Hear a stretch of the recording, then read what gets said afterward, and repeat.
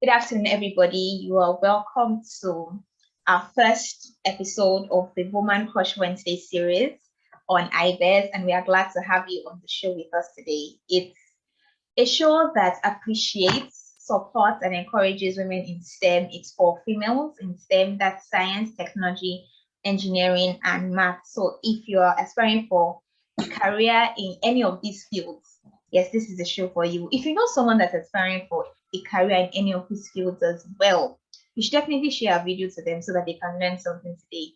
So good evening, everybody. You are welcome to the show. And we have a very, very interesting guest on the show with us today. As you can see, she's looking beautiful. Welcome to the show, ma'am. Her name is Dr. Essay, and she does something really interesting. She's an immunologist. I know a lot of us haven't heard of haven't heard of an immunologist before. I haven't until I started putting this show together. So don't worry, we're making sure that we're bringing everything to you unique. Welcome to the show. She's an immunologist and she works at Overscience, if I'm correct. Well, I just started a new role. Well, I used to work at Overscience. Congratulations. Thank you. Okay, so that's what means to get up to date and get speed up. She is an immunologist, like I said earlier, with over 5 years translational research experience in several therapeutic areas, including infectious diseases, HIV, and the flu. She does neurosciences, vaccines, and virology. She has working experience in biotech, pharmaceutical companies, clinical research environments, and she's also an academic, and she's very much welcome to the show. You're welcome to the show, Dr. Essay. Thank you very much for having me. So we're talking about your career as an immunologist. So we'll start with, who is an immunologist? What does an immunologist do? So an immunologist is someone who studies immunology. And then, so immunology is basically, in very simple terms, the human immune system. So how does the immune system interact with itself? How does it interact with foreign bodies like bacteria, things like that, even like cancerous cells, so different areas. So immunology is the study of the human immune system. So to be an immunologist, would you first have to be a doctor? Not at all. I'm not a medical doctor. I am not a medical doctor. So you can study immunology. So in some countries, you can actually study it as a first degree. But in most countries, you have to study some kind of biology beforehand. So like for me, I studied botany, which is plant science. That was my first degree. And then I did a master's in immunology. And then I started working with my degree. And then I went on to do a PhD in a specialist area of immunology called neuroimmunology. So that is like a branch of immunology where you're looking at your neuronal system. So that's like your brain and your spinal cord, how the immune system interacts with it. Yes, so that was my PhD. That's really interesting. So we've noticed that you don't work in vaccination. And before we proceed to asking you questions about your career, we're going to have to talk about vaccination and the current trend, COVID-19 at the moment. So working with vaccines, can you please explain how vaccines work? Because a lot of people have said that, oh, taking vaccines change your DNA, and some very very funny assumptions and myths as well. So can you clear up how a vaccine actually works in the system? So there are different types of vaccines, but the main aim of a vaccine is to present part of, say for like COVID now, just part of the virus or the bacteria, present it to your body to trick the body to think that it's the actual virus or bacteria that it's seeing, and mount a response to that. And so for everything, every foreign antigen, that's every foreign thing we come in contact with, you create antibodies to them. And then some of these antibodies are called memory antibodies. So that means they are found in your body. So in case the virus or bacteria comes into the body again, you are able to mount a quicker response. So first time you ever see a bacteria, sometimes it can take up to days for the body to really respond and clear out that foreign virus. But when someone is given a vaccine, you already have the memory cells. Once the virus comes in, you can mount that response very quickly within hours. So before the bacteria or virus has time to multiply and take over the body, your response shuts it down and clears it. So in respect to COVID, with the vaccine, because your body has already seen the virus and has that memory response, just memory antibodies just waiting there. So when someone who's been vaccinated gets infected, yes, someone vaccinated can get infected. When the person gets infected, because they already have that memory response, they can mount that response quicker to subdue the virus. That's why most times people that are vaccinated, the extent or the symptoms are not as severe as someone who is uninfected. But then with Omicron. Yeah, go ahead. Yeah. No, you want to say something, ma'am? So the other thing I wanted to say is that when someone is exposed to the active virus, the response you mount might not be quick enough to counter it, as opposed to when you are given the vaccine and you have that response, you can mount a second response quicker. Yeah. Okay. But then with Omicron, there's a lot of assertions that the vaccinations that we have received is not sufficient to counter that new variant. So what do you suggest people do? So they're still sort of experimenting, or rather checking it out, because they've used several variants, so several the parts of the virus that they've used to create the vaccine. They're still trying to figure out if this new variant has changed a lot of those parts. If the virus has changed those parts, then it will be difficult to counter this new Omicron virus. But at the moment, what people can do, first of all, wear a mask, try and not, with wearing a mask, it reduces the spread. So wear a mask, try and avoid indoor gatherings as much as possible, and get the vaccine anyway, because it's better to be to be able to at least mount a response to the other variants than none at all. So yeah, those are my 3 bits of advice I would give. Okay. So moving on away from COVID-19, so your career as an immunologist. So I'd like to ask, what informed your decision to be an immunologist? So you said you started with botany and then progressed, and one step after the other, stay an immunologist. So what informed your decision to be an immunologist? Was it from while you were a child, or it was something that you discovered after studying botany?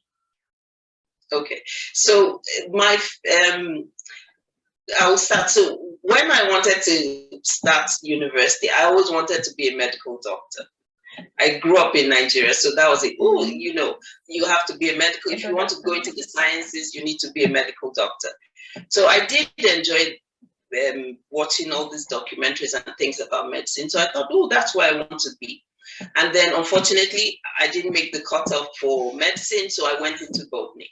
So my plan was, okay, I finished that, and then I will still go on to do medicine.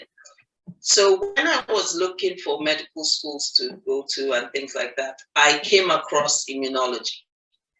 So I'd heard about it when I was doing my undergrad, but I was more interested in genetics, which is like the human genome, the DNA and things like that. So while researching into that, I now came across immunology, and I thought, this sounds interesting. you'll still be dealing with patients and seeing how they interact with bacteria and cancer and things like that. So I got interested in it. So I decided to do a master's in it. Yeah. So that's basically how. So it was a roundabout way that I got myself into immunology. And once I started it, I realized, oh, this is what I love. And then I have continued for many years now. So. Okay, you mentioned that you're not a doctor, but then you equally mentioned now that you get to still work with patients. So as an immunologist, you still get to work with patients? Yes, I do work with patients in different capacity to a medical doctor. So like when we do clinical trials, I actually talk to patients to try and recruit them into the clinical trials. So what's a clinical trial? A clinical trial is when you have a new vaccine or a new drug that you want to test in humans. You need people. So we start with healthy volunteers first, people that don't have the disease you're trying to treat. We deal with those first, and then we see, oh, it's safe. The people are still standing, they didn't drop dead or anything like that. Then we move on to the group of people that have the disease you are trying to cure. So I've been involved in clinical trials, so actually talking to patients one-on-one, trying to get their consent to come into the study. And yeah, and also when I worked with HIV research, we recruited the patients to try for them to join our study so that we could take samples from them and study the virus and the interaction with the immune system. So that's my involvement with patients. Yeah. Okay. So how has being a woman in STEM, in the sciences, how has it propelled your career? How has it caused success in your career for you? Because a lot of people talk about how being a woman can destabilize you, can limit where you can go, how far you can go. But then how has being a woman actually positively impacted your career? Well, as a woman, it's in you to be able to be resilient, to be able to work in several different fields, different areas at the same time. So for me as a woman, that has really helped. So like you said, my background is in so many different areas, even though immunology is my main stream of work, but I've worked in different fields and different areas within that.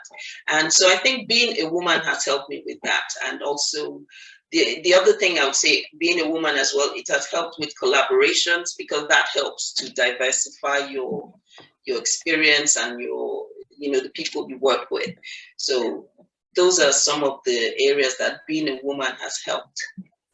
Okay. Finally, also, sorry, just one quick thing. So like in science, a lot of the junior roles there are lots of women there in the junior roles. So when I started, my department, for instance, were mainly women. So you have that you have that kind of bond where you can all work together and egg each other on. So as a woman, that helped at the beginning.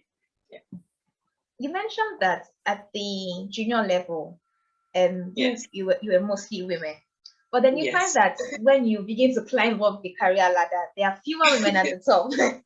Yes. There are fewer women at the top. So how can how can a female that is down the ladder actually climb up and actually get to the top of the ladder, really? Okay, so let me start. So when I started working in this field, that was 2000. 21 years ago. Okay. Wow. So when I first started working 21 years ago, most of the people in top level areas were men. Okay. But then as time went on, as I changed companies and changed roles, I started to see more women in like board of directors or head of departments or, the CEO of the company. So there were more women there. That just made women aspire more towards it. So it's easier now than, say, 21 years ago to become someone more senior in a company. So the culture has changed. Women are being allowed to take on these roles. That's nice. But then, how has being a woman, has it in any way limited your career in any way? Being a woman? I wouldn't say it has limited my career, no.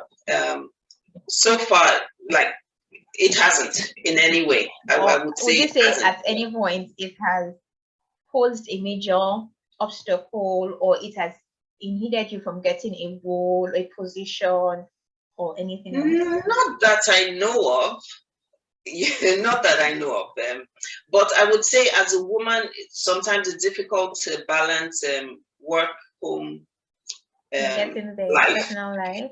Yes, personal life. But for me, so far, I have to say, so like when I'm applying for a role, I take that into consideration. You want a role where you can do your best and still have that flexibility. So I wouldn't say that it limits me, but that was my choice. It was a personal choice. And so, like, when I had my children, it was during my PhD studies. So it didn't disrupt it so much. So I was lucky in that sense that I had my children the first few years of their life. I was doing my PhD. So I was able to manage my time in that way. So those are some of the limitations that might affect women, but so far it has worked out for me. I've been able to balance that. And I also have to give it up to my husband, who has been very supportive. My husband, my family, they've been supportive. And that is also essential with, trying to keep that balance going. Wonderful. Would you say that as a woman, you've had to navigate your industry any different than any other person would, or that the male part of the group would? Or would you say that it's just the same for every player?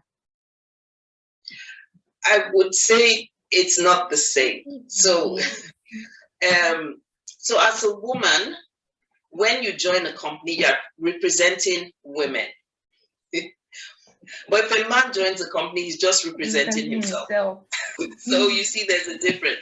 And then also, I have to also say I'm Black. So when I join a company, I'm representing Black people. I'm representing women. So everything you do is looked upon with those two, should I say, yardsticks. So how do Black people work? How do women work?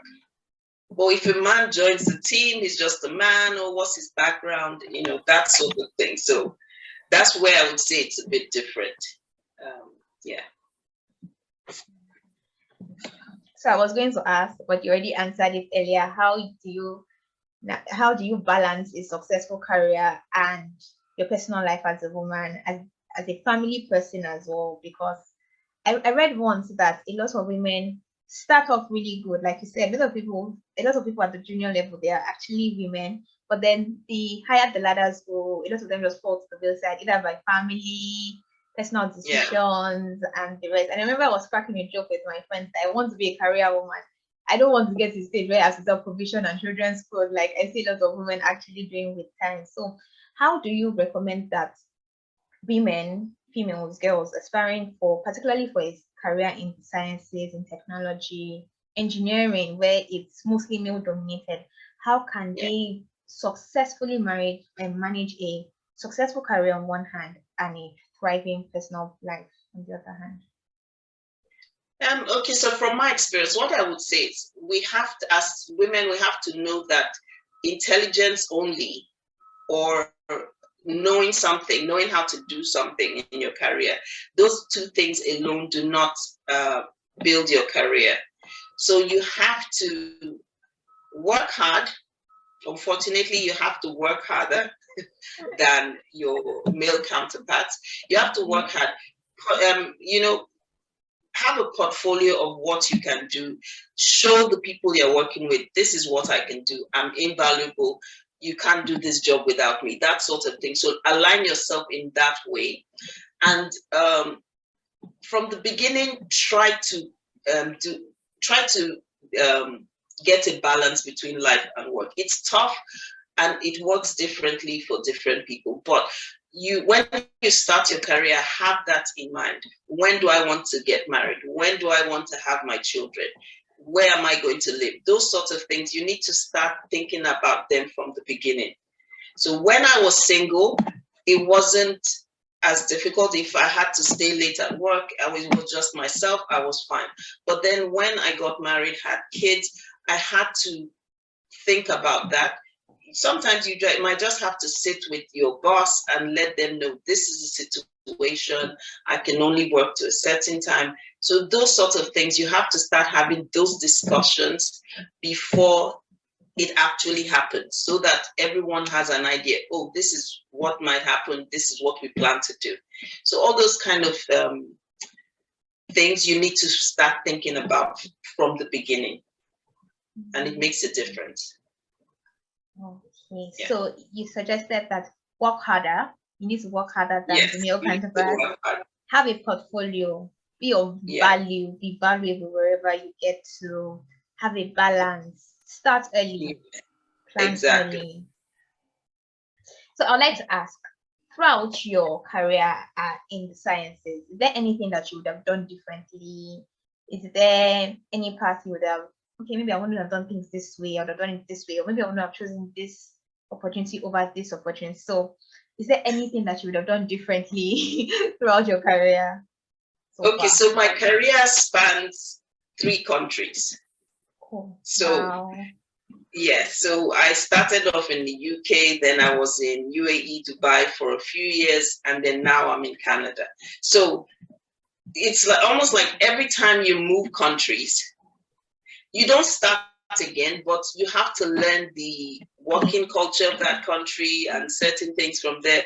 So it can, I won't call it a setback. It's just you have to be prepared that when I move countries, I'm going to have to backpedal a bit, see how the environment, the work situation is before you start again. So for me, if I had known, just stay in one country, but then life happens. So you can't tell in advance, but you have to prepare yourself for those kind of changes. Even when you change jobs, change companies, it's a different work culture. So, you have to be aware of that. But changing countries as well makes a difference. So that is the only point where I would have said I would do it differently. But then doing that has helped me in different ways. So now, I have experience in those 3 countries. Everywhere is different. So I have a mismatch of and you experience your culture as well. Yes, so you can put me anywhere, I would fit in, basically. So, yeah.